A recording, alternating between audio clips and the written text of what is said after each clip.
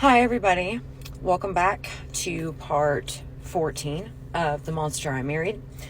My name is Rachel Anderson. This video is for educational purposes only.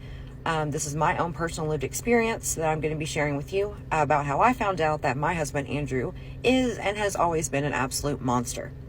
A couple things I want to say about the previous episode. Number one, I would never in my life be... Oh, I'm sorry, you can see my... Okay.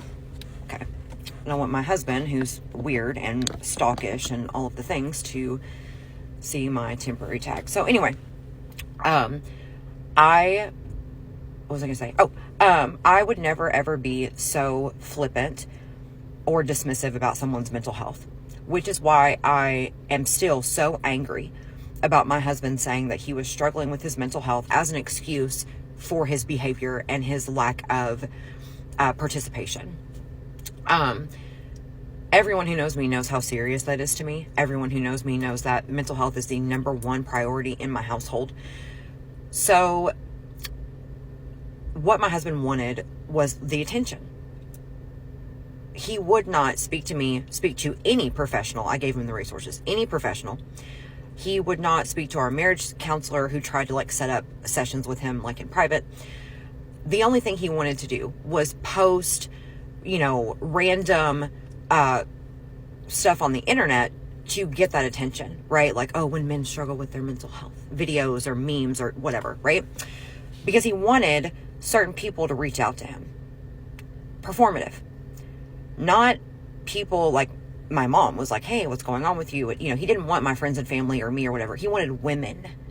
He left that door cracked so that random women from his past or, whatever, be like, hey, Andrew, what's going on with you? Because that was the goal. We'll get there. So let me also say that he was given a massive amount of grace during this period. Even my best friend of 25 years, when I would get so angry and I would tell her about things like the college admission thing, she would be like, Rachel, and she was right. And it is true. When you're anybody who knows, when you're in the thick of a depressive episode, how hard it is to care about the things going on around you. That's valid. So he was given grace even during that time, when it came to that. So fast forward a year and a half, it obviously had nothing to do with that because he iced the boys out completely, and that has never changed. So a couple things I want to say also about therapy. I had said that nothing was accomplished. The one thing that was accomplished, or two things actually. One, I was validated. Anything that I brought up, the small things, because we didn't get to the big stuff, just the small things. I want him to know when he's going to let me know when he's going to be late.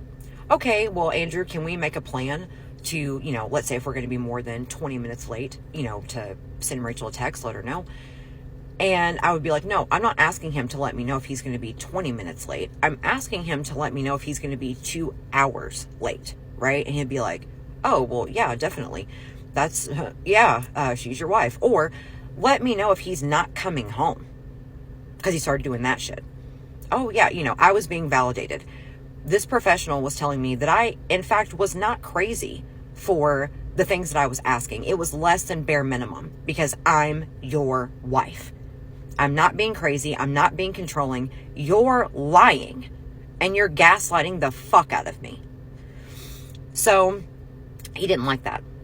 He didn't like being told that I was right.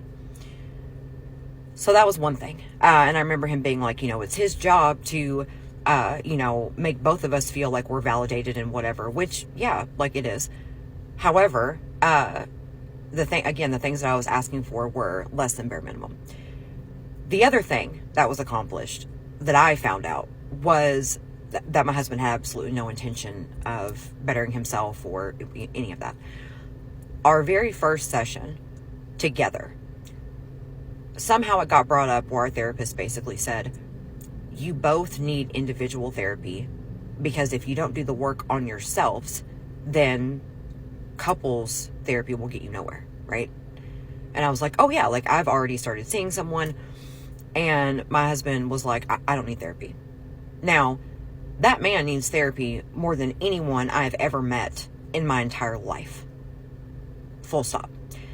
But he was like, I don't need therapy. My wife is the one who's angry and controlling and, this and this and this and this. I don't need therapy. So our therapist was like, yeah, you do. Here's some examples of the things that you're saying to me. And he'd be like, well, that's because I'm not responding the way that Rachel wants me to. He'd be like, no, you need therapy because this is unhealthy. This is toxic. This is dismissive. This is this, right? So he didn't like that. So he was more than ready to, the day that he got up and left, I'm surprised we made it that far. I'm surprised we made it 2 months in, maybe 8 sessions. I'm surprised because he was being told from day one, he was being called out from day one in the nicest way possible, but he was being called out. So right before our last session, forgot to mention this, I came to him one night. I got some really good news. And I said, hey, I got some really good news. I want to speak to you tonight. And again, keep in mind that from the first day that I told him, hey, these things are going on with my health, he knows nothing.